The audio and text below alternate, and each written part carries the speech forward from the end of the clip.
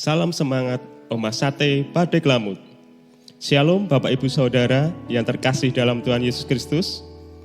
Renungan saat ini berjudul Berbagi dalam Kekurangan. Bacaan diambil dari 1 Raja-Raja 17 ayat 7-16 dengan ayat emas dari ayat ke-13.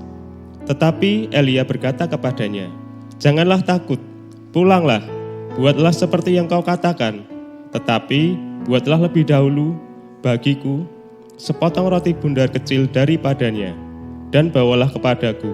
Kemudian barulah kau buat bagimu dan bagi anakmu." Bacaan tadi mengisahkan tentang seorang janda di Sarfat. Namun, sebelum mendalami kisah janda Sarfat tersebut, saya ingin membagikan sebuah cerita hidup dari seorang pria miskin yang bernama Bai Fangli, seorang tukang becak dermawan yang tinggal di Provinsi Tianjin, Cina. Dia mulai jadi penyumbang di Yayasan Yatim Piatu yang mengasuh 300-an anak ketika berusia 74 tahun. Setiap hari, dia bekerja mulai jam 6 pagi sampai jam 7 malam. Hampir selama 20 tahun, dia mengayuh becaknya demi memperoleh uang untuk menambah donasinya. Ketika usianya mencapai 91 tahun, karena kondisinya yang sudah ringkih, ia menyerahkan sumbangannya yang terakhir sebanyak 500 yuan atau setara dengan Rp675.000. Dengan uang sumbangan terakhir itu, total ia sudah menyumbang sebanyak 350.000 yuan atau setara dengan 472 juta rupiah. Dan di tahun 2005, Bai Fangli meninggal karena sakit. Dari kisah ini diketahui bahwa Bai Fangli adalah sosok yang pada masa hidupnya terus berusaha melayani orang lain meski dalam keterbatasan dan kekurangan. Serupa dengan itu, Alkitab juga menulis kisah yang sama. Ya, kisah seorang janda miskin di Sarfat. Diceritakan, Nabi Elia diperintahkan Tuhan pergi ke Sarfat untuk menemui seorang janda yang akan memberinya makan. Ternyata, janda yang dikatakan Tuhan akan memberinya makan sudah hampir tidak punya apa-apa lagi. Ibu ini hanya memiliki segenggam tepung dan sedikit minyak. Dan itu adalah bahan makanan terakhir yang dimilikinya, di mana ia hendak memasaknya untuk dimakan bersama anaknya. Sesudah itu, ia dan anaknya tak tahu lagi bagaimana bertahan hidup, dan sudah pasrah untuk mati kelaparan. Namun, ibu ini berusaha tetap taat pada apa yang telah diperintahkan Elia, dan memutuskan untuk melayani Elia terlebih dahulu. Tindakan iman janda ini benar-benar diperhitungkan Tuhan, sehingga janda ini pun mengalami mukjizat Tuhan dalam hidupnya. Bapak Ibu Saudara, di tengah situasi pandemi seperti sekarang ini, mari kita buka mata hati kita buka telinga kita.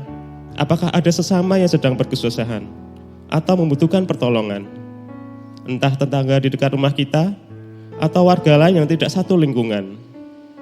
Mungkin ada tetangga atau kerabat atau teman yang sedang menjalani isolasi mandiri.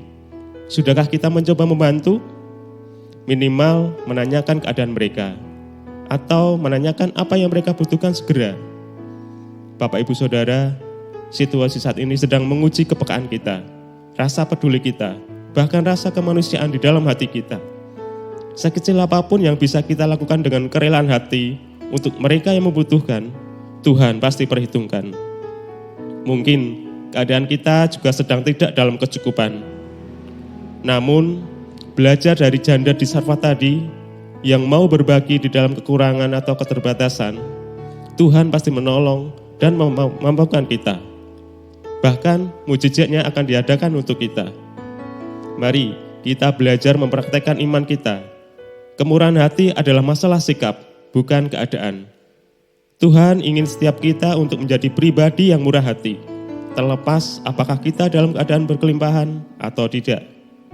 Ingatlah, Tuhan tahu apa yang kita butuhkan.